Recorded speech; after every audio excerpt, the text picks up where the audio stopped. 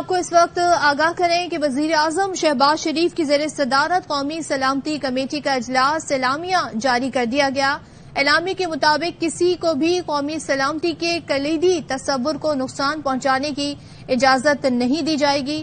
اعلامیہ میں یہ بھی کہا کہ پاکستان کی سلامتی ترقی کا نہایت جرأت ثابت قدمی سے تحفظ کیا جائے گا۔ اظہر فاروق ہمارے ساتھ ہیں، ان سے مزید جانیں گے۔ اظہر بتائے گا اس بارے میں مزید کا جو آج اجلاس ہوا تھا اس کا اب اعلامیہ جاری ہوا ہے۔ اس اعلامیہ میں بتایا گیا ہے کہ انٹیلیجنس اداروں نے ملک میں امن و امان کی مجموعی صورتحال پر بریفنگ دی اور دہشت گردی کی حالیہ لہر سے متعلق عوامل اور استحباب اقدامات سے متعلق بھی اجلاس کو آگاہ کیا۔ اجلاس نے دو ٹوک رائے کا اظہار کیا کہ پاکستان کے قومی مفاد پر کوئی آنچ نہیں آنے دی جائے گی اور نہ ہی کسی کو بھی قومی سلامتی کے کلیدی تصور کو نقصان پہنچانے کی اجازت دیں گے۔ پاکستان کی بقا، سلامتی اور ترقی کے بنیادی مفادات کا نہایت جرأت و بہادری، مستقل مزاجی اور ثابت قدمی سے تحفظ کیا جائے گا۔ اعلامیہ میں یہ بھی کہا گیا کہ اجلاس نے دہشت گردی کے خلاف شہداء کی عظیم قربانی کو خراج عقیدت پیش کیا ہے اور اس کے ساتھ ساتھ اجلاس نے عزم کا اظہار کیا ہے کہ دہشت گرد پاکستان کے دشمن ہے، پوری قوم دہشت گردی اور دہشت گردوں کے خلاف ایک بیانیہ پر متحد ہے۔ پاکستان کو للکارنے والوں کو پوری قوت سے جواب دیا جائے گا۔ اجلاس میں یہ بھی فیصلہ ہوا ہے کہ قومی سلامتی کمیٹی کا اجلاس 2 جنوری کو بھی جاری رہے گا، جس میں سامنے آنے والی تجاویز کی روشنی میں مزید اہم فیصلے جو ہیں وہ کیے جائیں گے۔ جی اظہر ہمارے نمائندے بتا رہے ہیں۔ اظہر ساتھ ہی رہیے گا، اپنے ناظرین کو ایک بار پھر بتائیں وزیر اعظم شہباز شریف کی زیر صدارت قومی سلامتی کمیٹی کا اجلاس اعلامیہ جاری کر دیا گیا۔ اجلاس میں وفاقی وزراء، سروسز چیفز، انٹیلیجنس اداروں کے سربراہان نے شرکت کی۔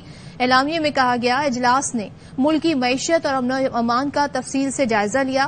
وزیر خزانہ اسحاق ڈار نے معاشی صورتحال اور چیلنجز سے آگاہ کیا۔ حکومت کی معاشی حکمت عملی اور اقدامات پر شرکاء کو بریفنگ دی گئی۔ انٹیلیجنس اداروں نے ملک میں امن و امان کی مجموعی صورتحال پر بریفنگ دی۔ اعلامیہ میں بتایا گیا دہشت گردی کی حالیہ لہر سے متعلق عوامل سردباب کے اقدامات سے آگاہ کیا گیا۔ وزیر مملکت ہنا ربانی کھر نے بھی افغانستان کی صورتحال پر اجلاس کو بریف کیا۔ پاکستان کے افغانستان کی عبوری حکومت سے ہونے والے رابطوں سے آگاہ کیا۔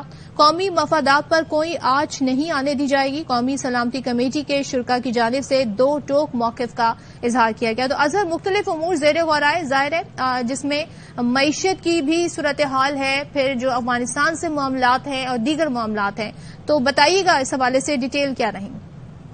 3 ایشوز ہیں وہ تفصیلی طور پر ڈسکس ہوئی ہیں آج کے اس اجلاس میں۔ ایک تو افغانستان سے پاکستان کے اندر جو دہشت گردی کے واقعات پیش آ رہے ہیں اس حوالے سے، اس کے ساتھ ساتھ تو جو معاشی چیلنجز درپیش ہیں اس پر تفصیلی طور پر وزیر خزانہ نے بریف کیا ہے اور دہشت گردی کی جو حالیہ لہر ہے اس پر اقتداروں کے حوالے سے جو سیکورٹی حکام ہیں، انٹیلیجنس اداروں کے سربراہان ہیں، انہوں نے تفصیلی طور پر بریف کیا ہے۔